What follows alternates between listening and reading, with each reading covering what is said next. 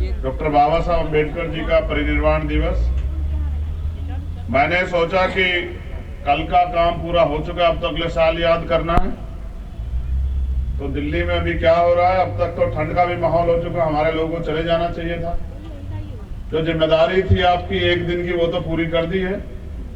2-2 दिन सम्मेलन क्यों कर रहे हो, क्यों वक्ता बुला रहे हो, क्यों बातें कर रहे हो? अब तो 364-65 दिन बाद जागना है। जब पुणे सम्मेलन, पुणे बाबा साहब का परिनिर्वाण दिवस आएगा तभी आना, क्योंकि हमारे लोगों को लगता है कि एक दिन के सम्मेलन से, एक दिन के आंदोलन से, एक दिन के महापुरुषों के परिनिर्वाण को मनाने से उनकी जिम्मेदारियां पूरी हो जाती, और हम दूसरे लोगों पे, दूसरे संगठनों पे, दूसरी पार्टियों पे चिल्लाते रहते हैं। मैं ये समझता हूं न्याय अधिकार महासम्मेलन करवाने वाले साथी धन्यवाद के पात्र हैं। इसलिए धन्यवाद के पात्र हैं क्योंकि उन्होंने एक प्रोग्राम बना के हम लोगों को एक अवसर दिया कि हम एक मंच पे आके अपनी बात को रख सकें। जंग में कागजी अपराध से क्या होता है, जंग में कागजी अपराध से क्या होता है, हिम्मतें लड़ती है, तादाद से क्या होता है, क्या फर्क पड़ता है कि हम यहाँ की संख्या में, लेकिन जितने भी हैं इतने लोग तो तैयार हैं इस आंदोलन को चलाने के लिए। इतने लोग तो तैयार हैं 2 दिन से महापुरुषों के मिशन पे काम करने के लिए। ये बहुत, जब एक एक महापुरुष संकल्प करके इतने बड़े बड़े काम करके गए, जब इतने सारे लोग जो यहाँ उपस्थित हैं और उनके परिवार के लोग, उनको सुनने वाले, उनको चाहने वाले, मानने वाले लोग धीरे धीरे काम करते रहेंगे, तो मुझे लगता है एक दिन हमारा आंदोलन सफल हो जाएगा। मैं बड़ा उम्मीद वाला व्यक्ति हूं, ना उम्मीद नहीं होता, क्योंकि हमारे जितने पिछला अनुभव सब कहता है, जब हम महापुरुषों को पढ़ते हैं तो वे कहता है कि आंदोलन चलाना जरूरी है, क्योंकि देश तो आजाद 1947 में हुआ, लेकिन हमें अधिकार मिले 1950 में। तो 1950 के बाद जो आगे अधिकार मिले संविधान में तो लागू थे, लेकिन प्रैक्टिकली लागू नहीं हुए, वो सब आंदोलन से मिले। इसलिए आंदोलन चलाना चाहिए, और आंदोलन क्यों चलाना चाहिए, इसके लिए समाज को तैयार करना चाहिए, समाज को समझाना चाहिए, क्योंकि परंपरा है महापुरुषों को याद करने की। तो आज के इस मंच से मैं फूले साहू अम्बेडकर पेरियार, मान्यवर काशीराम, महामना रामसु वर्मा, बाबू जगदेव प्रसाद, जननायक कपूरी ठाकुर, मां सावित्रीबाई फूले, मां रमाबाई, सबको नमन करता हूं, क्योंकि जैसे जैसे मौसम और ठंडा होगा, ठंड बढ़ती जाएगी, और जब ठंड बढ़ेगी तो हमारे लोगों को सबसे पहले, क्योंकि अभाव में रह गए लोग, सताए गए लोग, लोकतंत्र में आस्था रखने वाले लोग, उम्मीद वाले लोग, उनके ऊपर परिवार की जिम्मेदारी को, घर के बारे में भी सोचेंगे। तो मुझे लगता है 1-1.5 घंटे, 2 घंटे के भाषण से कुछ नहीं होने वाला। चंद मिनटों में जो मुद्दे हैं, मैं पूरी जिम्मेदारी से इन सभी मुद्दों का समर्थन करता हूं। इन सभी मुद्दों पे हमारा समर्थन है, और जब भी इस मुद्दों को लेकर कोई भी कार्यक्रम होगा, हम अग्रणी श्रेणी में रहेंगे, चाहे आंदोलन हो या कार्यक्रम हो। जब भी हमें याद किया जाएगा, हम सबसे आगे रहेंगे। पिछले 2 दिनों में मुझे बताने में कोई हर्ज नहीं है, क्योंकि 6 दिसंबर को पूरे भारत में अपने अपने घरों पे तमाम संगठन, पार्टी चलाने वाले लोग अपने अपने मुख्यालयों पे कार्यक्रम करते हैं, इसलिए 6 तारीख में ज्यादा लोग नहीं जुटे। और 7 तारीख में आज दिल्ली में हमारे जो लोग हैं, क्योंकि उन्होंने नगर पालिका का, नगर निगम का चुनाव लड़ा है, वो सब लोग गिनती में बिजी हैं। वो सब लोग आज अपने संघर्ष की जो है, समाज ने जो उनको दिया है, उसके ऊपर निर्भर है। इस वजह से ज्यादा योगदान हम लोग इस प्रोग्राम में नहीं कर पाए। लेकिन मैं आयोजक साथियों से भी कहूंगा, पुणे जब वो कोई कार्यक्रम करे, हौसला न त्यागे एक बार चर्चा विचार करके करें, तो मैं पूरी जिम्मेदारी से कहता हूं कि समाज बहुत बलवान है, समाज बहुत ऊर्जावान है। एक नहीं हजारों ऐसे उदाहरण, चाहे 2 अप्रैल का हो, चाहे यहीं का जब दिल्ली में रविदास गुरुकुल टूटा, तमाम उदाहरण है कि हमने बहुजन समाज के लोगों ने अपने झंडे और झंडे का सम्मान रखा, अपने आयोजकों का भी सम्मान रखा।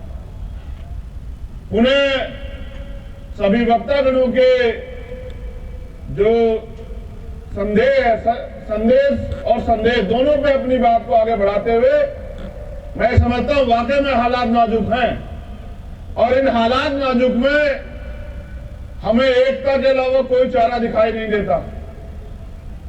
अल्पजन बन के एक जाति के साथ खड़े रह के शायद हम कामयाब ना हो पाए, लेकिन अगर हम महापुरुषों के संदेश को समझें और पुनः बहुजन समाज के लोग एकजुट हो जाएं, तो शायद भारत में हमारे जो आज वजूद की लड़ाई लड़ी जा रही है, आने वाली पीढ़ियों में क्या बचेगा इसकी लड़ाई लड़ी जा रही है, तो शायद हमारी लड़ाई कामयाब हो जाए। मैं तो आंदोलन चलाने वाले सभी साथियों में उम्र में सबसे छोटा हूं, लेकिन मेरा प्रयास रहता है कि मैं कभी भी अपने कार्य से निराश ना करूं।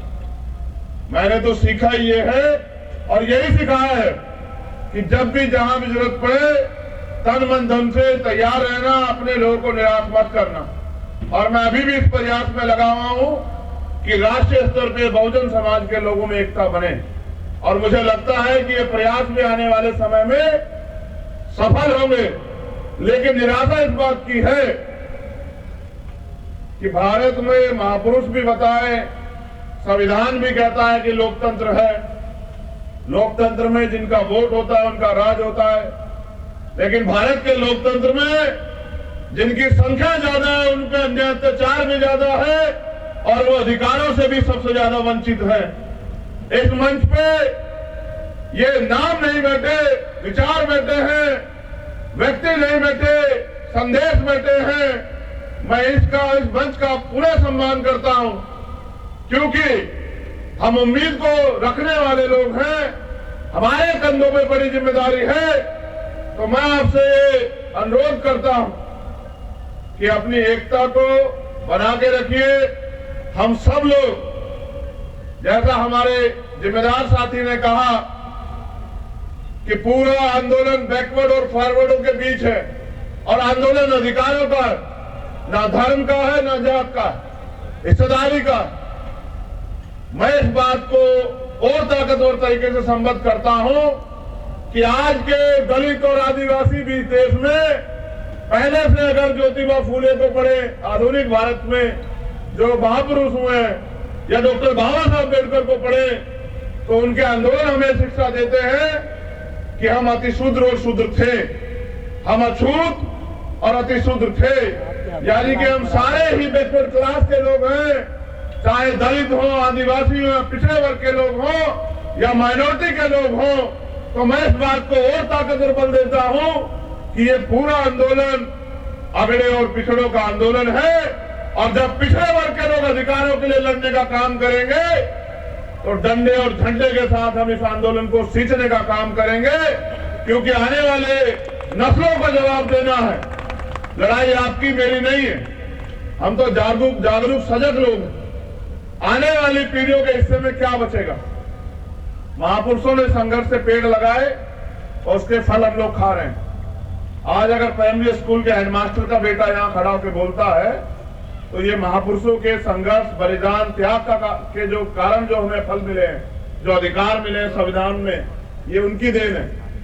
अगर वास्तविकता में ये अधिकार चले गए तो शायद कभी किसी हेडमास्टर, छोड़िए IAS IPS का बेटा भी यहाँ खड़ा होकर नहीं बोल पाएगा। मैंने बड़ी मजबूती से महसूस किया, और मुझे हमेशा साथियों ने प्रेरित किया कि पढ़िए, क्योंकि मेरी उम्र कम है, तो मैं ये तो नहीं कह सकता मैं 30 साल से आंदोलन चला रहा हूं, या 40 साल से आंदोलन चला रहा हूं, या 20 साल से आंदोलन चला रहा हूं। मैंने तो जो कुछ भी सीखा इस मंच पे बैठे हुए लोगों से, या महापुरुष जो लिख के गए उससे सीखा। मुझे आज भी याद है, जब मैं पढ़ता हूं बाबा साहब अम्बेडकर के 1956 के स्टेटमेंट को, जो किताबों में लिखा हुआ है, आगरा का, कि मैं तमाम तरह के अपमान, अन्याय, आरोप सह के इस कार्रवाई को यहां तक लेके आ पाया हूं। अगर आप इसको आगे नहीं बढ़ा सकते तो इसको पीछे मत जाने देना मेरे बच्चों, यही मेरा आपको संदेश है। आज तो कारवा लुट चुका है, भक्ति छोड़िए साहब, हालात देखिए क्या हो गए हैं। वो जो नेता घर से बाहर नहीं निकलते, उनको आपकी और मेरी परवाह नहीं। आज मजबूर है हम लोग कि न्याय जन्मसिद्ध अधिकार है, फिर भी हम रोज लाशें उठा रहे हैं। राजस्थान हो या मध्य प्रदेश या दिल्ली, मैं तो दिल्ली के लोगों को बधाई दूंगा, मेरे सम्मानित मंच, कि आज दिल्ली का रिजल्ट आया है। एक से एक वक्तागण यहाँ बड़े बड़े ओजस्वी भाषण देते हैं, दिल्ली में लोग खुशी मना रहे हैं और ये लोग यहाँ जो है बताइए सम्मेलन कर रहे हैं। जिनका देखिए, जिनकी वोट नहीं उनका राज स्थापित हो गया है एमसीडी में भी। इनका देखिए, इनका हौसला और इनका रास्ता देखिए कि वो लोग दिल्ली में जश्न मना रहे हैं, रंग लगा रहे हैं। जिनका इतना सा वोट है और जिनका इतना बहुसंख्यक वोट है, ये यहाँ तमाशबीन बने बैठे हैं। बताइए, अब कह रहे हैं वोट हमारा, राज तुम्हारा। सारे नेता यही कहते हैं, बताइए, कोई कमी छोड़ता ही नहीं है। मगर ये बताओ, दिल्ली में आपके हिस्से में क्या है एमसीडी में? जरा दिल्ली के लोगों हाथ उठा के बताना मुझे। बड़े हमारे बहुजन मीडिया के लोगों से भी धन्यवाद कहता हूं, झूठ मत दिखाया करो यार। क्या झूठ दिखाते रहते हो कि हम तो यहाँ किला ढा देंगे। हालात देखो आज क्या है, एक सीट नहीं जीत पाए, एक सिंगल सीट। पिछलग्गू बन के अपने हिस्से की बात भी नहीं कह सकते हो मेरे साथियों। एक साहब ने कहने का प्रयास किया था तथागत बुद्ध के बारे में, बाबा साहब की प्रतिज्ञा के बारे में, देखो क्या हुआ। ये हालात सच यही है। उनके तलवे चाट के, उनकी पूंछ बन के हम ओरिजिनल बात भी नहीं कर सकते। अपने हक की बात तो छोड़िए, जो महापुरुष कह के चले गए। इसलिए कह रहा हूं, दिल्ली के लोग बधाई के पात्र हैं।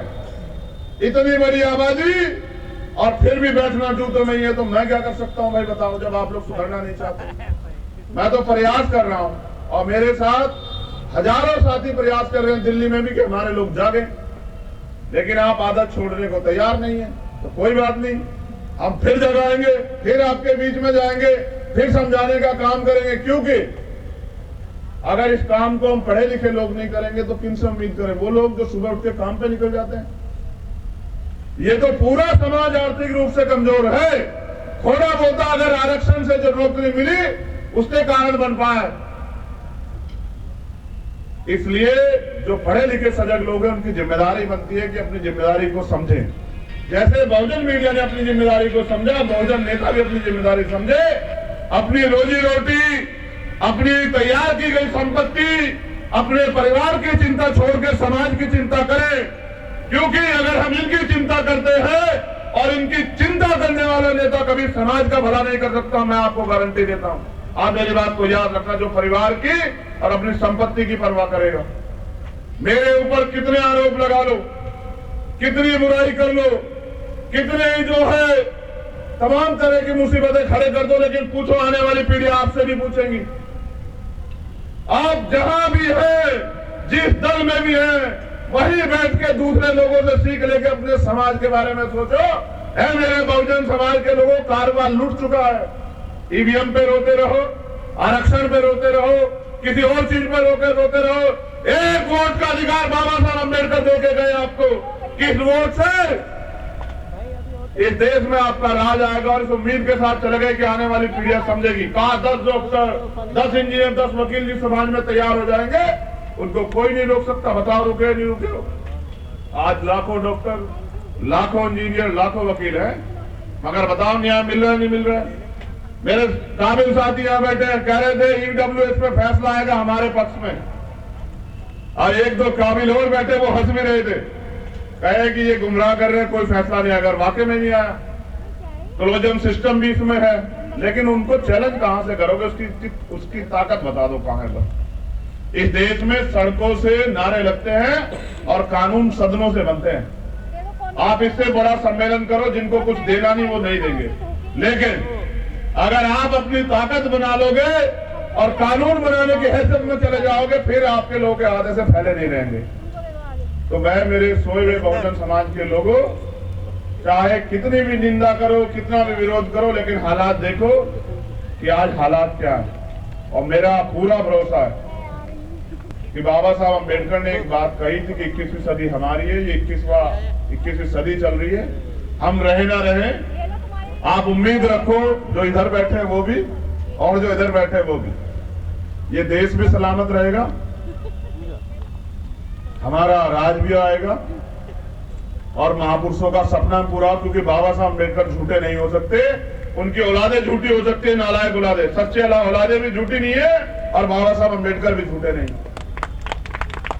अगर ज्यादा लोग नहीं कर रहे हैं, कुछ तो कर रहे हैं और जो दांव में लगा के कर रहे हैं उनका बहुत बहुत धन्यवाद। पुनः आयोजकों का धन्यवाद इस उम्मीद के साथ कि सजग रहिए, जिम्मेदार बनिए, अपनी जिम्मेदारी को समझिए।